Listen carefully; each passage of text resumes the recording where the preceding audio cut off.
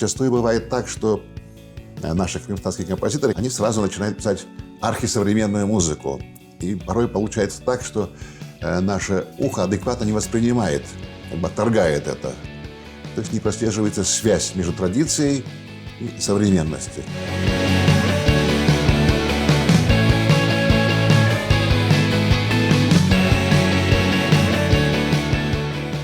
Апансыз өзүмө жойдум, шашмаладым, кара көлгө ичине кирдим. Оф, түнебим бек тез кечти.